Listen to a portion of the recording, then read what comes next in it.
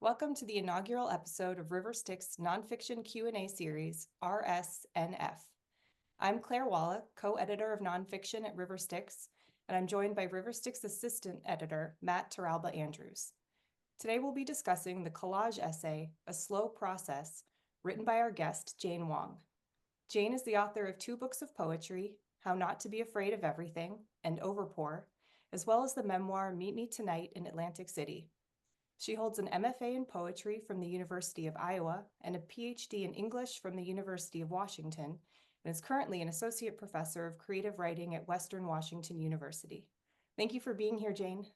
Yay, I'm so happy to talk with you, Claire and Matt. So Claire and I would love to hear more about the kind of inspiration for the piece. The piece opens with an object, your mother's intermediate learner's English-Chinese dictionary, both the actual image of the dictionary, the pages annotated, as well as the opening lines as a reference to a phrase among those notes. This is a slow process. So was this object what kind of sparked the idea for the piece? Yeah, thanks for that beautiful question to open up with. Yeah, it did kind of spark the piece. I actually brought it with me because why not? Mhm. And it actually makes a noise when you open it. It's like so crunchy because it's been like used so much. But yeah, so this dictionary, I was actually at home. I go back to Jersey. I live in Seattle about twice a year, depending. And I was like trying to rifle through my mom's stuff to find archival materials. And it's so interesting. And in doing so, I think we always try to search for photographs or something that's like, mm, I don't know, like official documents. And I came across a dictionary and I thought that, like, why isn't that also archival?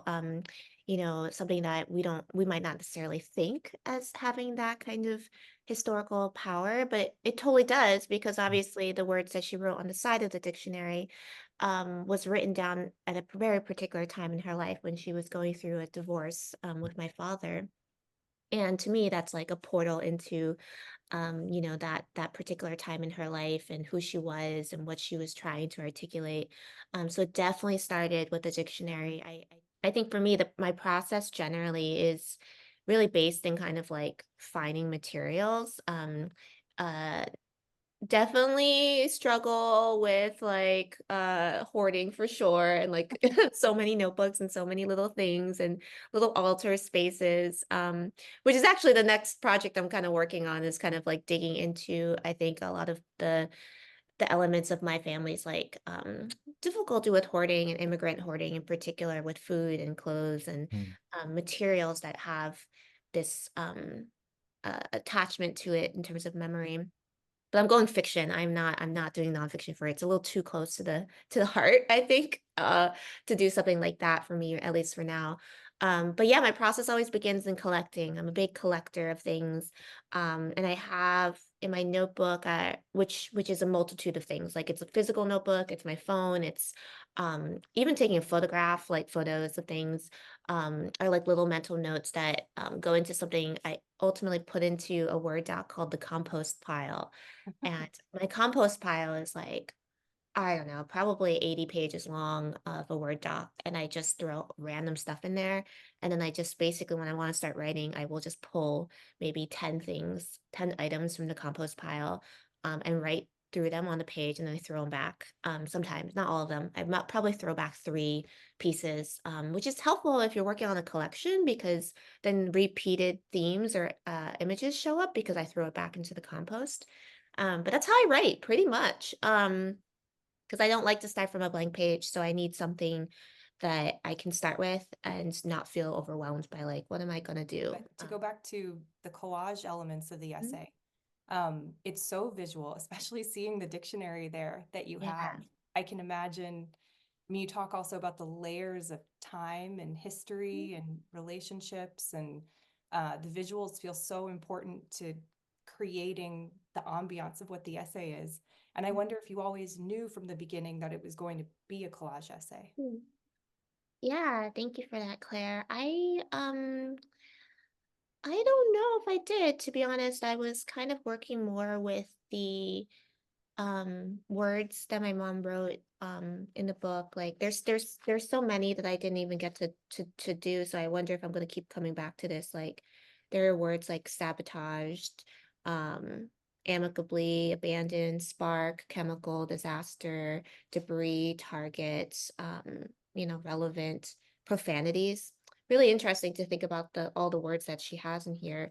But I didn't know that I was actually going to do something fully visual because I wasn't sure if I could like combine the two together. And I think that's always the difficulty is like, how do I have the collage elements be completely like inseparable from the language that's on the page? And so I needed to gather more materials beyond the dictionary to do that. So there are other collage elements in that essay, such as my parents' like kind of basically wedding certificate, in which their faces are covered by the dictionaries like images. And so it's kind of fun to kind of play to alter and to rework images too, because I think collage asks us to do that kind of retranslation work rather than it just being a static, like here's the image.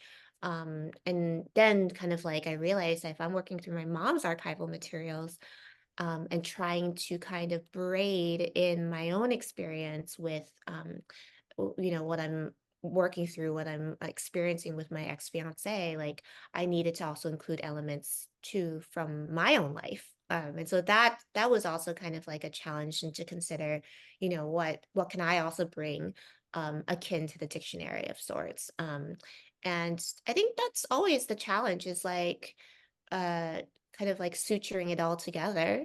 That's what is, in many ways collage is beautiful in that way because it is asking us to really focus on the threading rather than even just the pieces. It's the threading that matters the And most. earlier, you used the term rummaging. We're talking about Yeah. processing. You're just using threading, and one thing that really struck us was how smooth this it flowed from ideas, from thoughts, and sometimes the transitions seem more associative, but it Yeah. all seem very intuitive. And so, kind of wondering if you can talk about like how much of the process, the writing process, was conscious, where you're making sort of like craft moves. Maybe that was in the revision process, and how much of it did you find was just intuitive and letting it flow?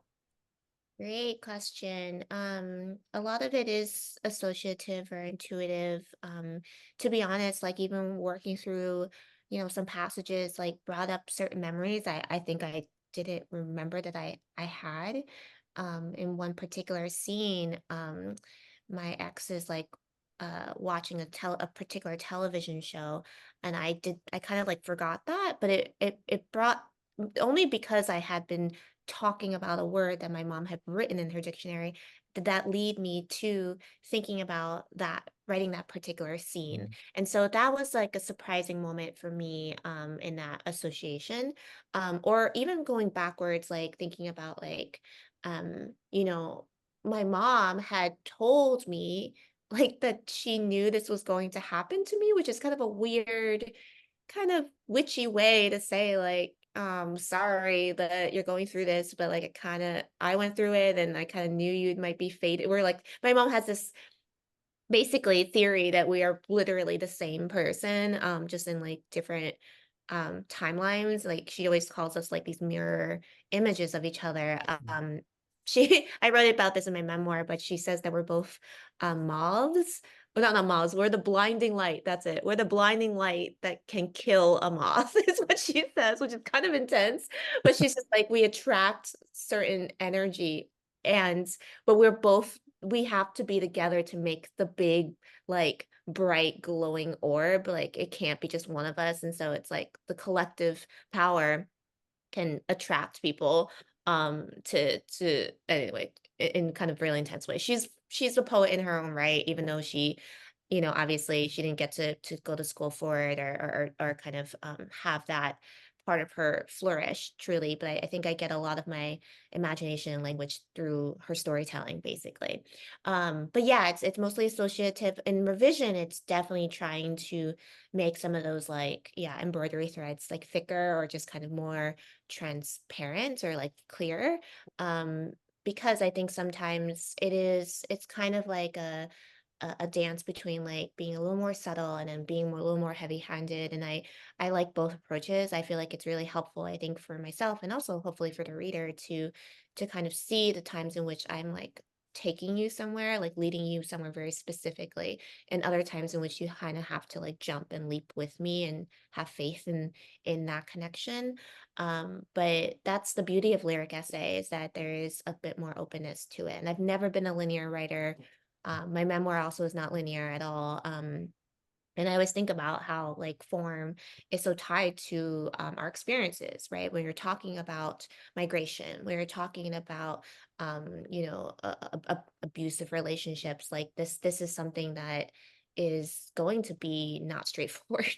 It's going to be really difficult, and that's something I've always grappled with. Is my mom kept so much hidden from me in terms of her relationship with my father, and so I'm learning more and more through these objects, right? Even if she's not directly telling me sometimes as to what he did or what their relationship was like, because they were arranged to be married, they were strangers. I'm learning more through these tiny little metaphors, these dictionaries, the paperwork basically is teaching me a lot, I guess, to go back in time.